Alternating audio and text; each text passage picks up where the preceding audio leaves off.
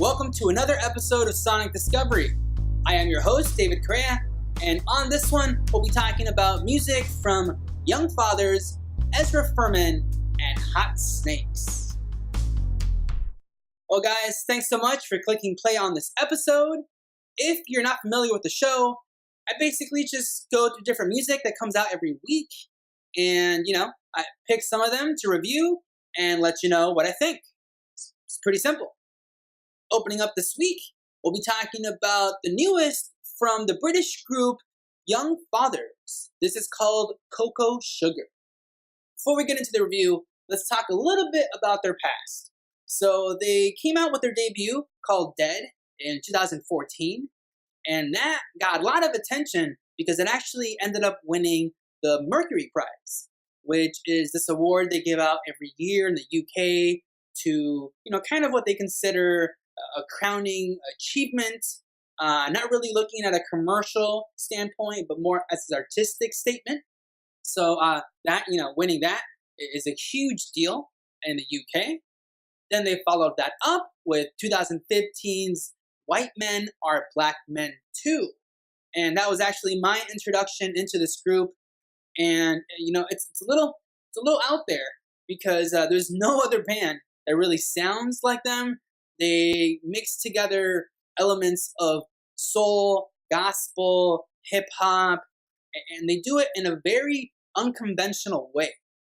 They do have some songs here that are catchy and may have more of a mass appeal, but you really gotta open up your mind to listen to this group. They kind of smooth things out a little bit on this release, but still expect something very unconventional, but also very rewarding. We go up to the top with the opening track, See How, which is a calmer moment on the album, and this has some pretty soulful vocals on there, and as they talk about just taking risks and finding fulfillment in life. Fee Fi has a real unique sound. It sounds like they kind of sampled like an old gospel track, but mixed that in with more modern production. But that's kind of what the band sounds like. It has like this little stomp to it, as we get really interesting vocals from all three members. I didn't mention that before. The three members of the group are all different vocalists, so sometimes we hear them singing on the hook or bringing in a rap on the verse. In My View is a single released from the album, and it's probably also the catchiest one on here. And by that, I mean one that may have more of a crossover appeal. This is more of a rhythm-heavy track with a nice synth line throughout. Here they're basically saying that anything in life that's worth having is not going to be easy to attain. Turn is a slower track that has some thubbiness to it with the bass. We get some nice vocals on the hook and also some rapping going on in the verses. And on here, they're basically, talking, against change. They don't want to change. They're comfortable being who they are. And that's basically why they're here, because they like being unique. And they definitely have their own original sound. Lord is a softer piano-led track, but this also has a deep throb on the bass, I believe, which is being played on the synth.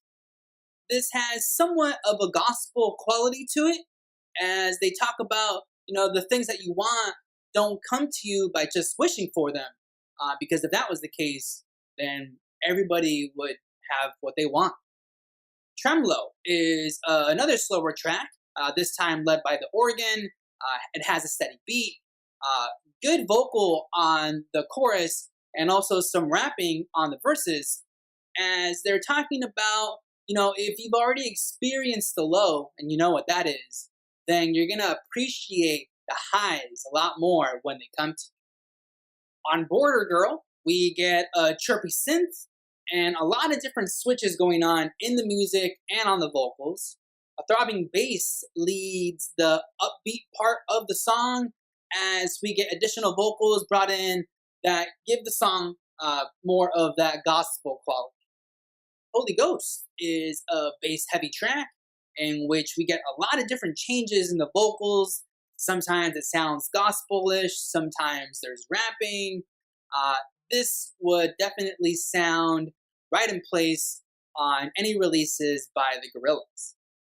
Toy is a fun, upbeat song towards the back end of the album. This one also has a lot of varieties on the vocals, as they're talking about a guy who's hooked on this girl and willing to kind of be kept at the sideline waiting for her. I love the hook on here where he's saying, "You're such a little toy, you silly little boy." And then the album closes with the ballad "Picking You." And this one says something pretty interesting. You know, it's easy to kind of go living life just thinking of yourself, but it's much harder to, be on the lookout for those in need. There were two other tracks on here that are more upbeat, but I just didn't really think were up to par with the rest. Those consist of Wow, which had more of a throbbing bass and a faster beat. Here they talk about the ego and, when you're really just thinking of yourself first. And the other, Wire, which has a very fast beat and a lot of chanting. And the line that's repeated here towards the end is, "Better give me some money before I murder somebody." Overall, I thought this was a pretty interesting listen. Again, like I mentioned, it's a little unconventional, but if you're willing to really give it a few listens, I think you'll really enjoy this. I gave this album a score of an 8.5 out of 10. So in my mind, definitely something worth checking out. Next up, we have a new release from Ezra Furman. This is called Angelic Exodus. I'm not familiar with Ezra at all, so I did a little bit of research and I found out that he's 31. But yet, despite his young age, he's already released a lot of different music. Some albums he's released as Ezra Furman and the Harpoons, others as Ezra Furman and the Boyfriends, and also projects that he's kind of billed as solo projects. I really like this release because, there's a lot of interesting stories that he tells in these songs, and also you can kind of see it as, a whole long narrative being told from beginning to end. With that being said, we're going to start the review right up at the top with the opening track, "Suck the Blood from My Wound." The song has more of a cheerful, upbeat rock sound as he's telling the story of him basically befriending a literal angel that has been injured, and they start to make their way out of the city to kind of find a place where they can just be. Then that leads us to driving down to LA, which has some slower moments, but also others in which it has more of a glam sound. You can really hear that brought out more on his vocal delivery. And on this track, he's talking about, driving on the side of the road and just being so in love with that moment that he wouldn't mind just driving right off the cliff. Then things get slowed down a bit on the next track, "God Lifts the Lowly." Here we get a bit of piano, percussion, and strings, both plucked and bowed, as he talks about having faith that God is going to lift those up that find themselves in a low place. "No Place" has a charging drum leading the way, as we also get guitar strums and squealing horns, as he talks about trying to find a place in the world where he belongs. "The Great Unknown" is also led by the drums, as we also get some guitar and a lot of haze that are just kind of shouted out throughout the track. Here he's realizing that we might just be alone in this great unknown that is life. "Compulsive Liar" is one of my favorites on this album. Here we get thumping drums, guitars, synths, and some horns, as he is stating that he is a compulsive liar, and he can basically connect that to the fact that he's always had to lie about his sexuality and keep it a secret. Maraschino Red Dress 899 at Goodwill has some new wave sounds coming out of the synths, also some sporadic drumming and guitar, in which he talks about a situation in which you have so much planned for your day, but then the hours just kind of seem to get away from you. Love You So Bad has some strings, a steady beat, and some doo-wop style background vocals as he's talking about someone that he really misses because they left town to search for bigger things. Peel My Orange Every Morning is a real short track, but here it switches from these really calming moments to some others that are very sporadic, incorporating strings and a quick beat, as he compares himself to an orange, in which he needs to be peeled in order to expose the soft wet inside. Psalm 151 gave me more of a classic rock vibe, as there's even a theremin incorporated into the chorus. And here, his angel companion is starting to kind of lose hope as well. And finally, on the closing track, I Lost My Innocence, we get again more of a classic rock sound as he's talking about coming to terms with his place as a queer outsider. Overall, I thought the music was pretty good. Sometimes, taking more of a classic rock sound, but also other moments where it's very sporadic and very bare. And lyrically, I think he tells pretty compelling stories that you can kind of get lost in. I ended up giving this album an 8 out of 10. So, an artist I didn't really know anything about, but one that I would recommend you checking out. And the last album up for review is the newest from the post-hardcore band Hot Snakes. This is called Jericho Sirens. This, again, is an artist that I don't know anything about. All I know is that they're a band from San Diego. They released 3 albums prior to this one, but they disbanded in 2005 and then later rejoined in 2011.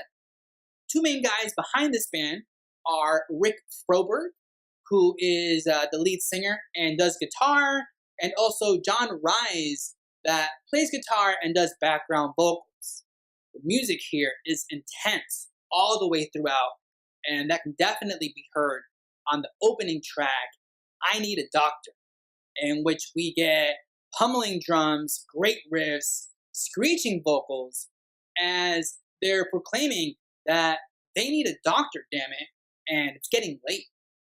The next, Candid Camera, is also a really aggressive track, and what I really liked about this one, there's a lot of changes in the rhythm. So the time signature here is a bit different. 6-Wave Hold Down is not just my favorite track on this album, but it also happens to be the catchiest one. Here we get a great vocal melody charging along with the guitars. And I believe on this one, they're talking about surfing, as you can tell from the album cover. The title track, Jericho Sirens, is still a great rocker, but this one just kind of, brings the tempo down just a bit, as he's talking about hearing these sirens, which are basically a warning that impending doom is near. And what I like about this is that there's this harmonica sound brought into the track, which, kind of represents us hearing these sirens. Having Another is another hard-hitting track, and what kind of really set this one apart is I really like the guitar riff on here and just the tone that it provides. The closing tracks, Psychoactive and Death of a Sportsman, still find the band pumping at all cylinders, but are still able to provide us some pretty catchy hooks. Even the tracks that I didn't really find as compelling, like Why Don't It Sit In, Death Camp Fantasy, and Death Doula, are definitely all worth a listen. Overall, I also really enjoyed this. It was very intense, and only at 30 minutes is a quick listen. This is going to get a score of an 8 out of 10 from me. So if you've been on the search for some real intense hardcore rock, I would recommend you give Hot Snakes a listen. Well, guys, there we go. 3 albums that were all 8s and higher. So all worth checking out. If you like my reviews or have any comments to share, make sure to leave those at the bottom. Also, if you have any recommendations, any music you want me to check out, leave those down there as well. And while you're down there, go ahead and hit the like button or subscribe and you'll know what's on for the next show. As for now, see you later.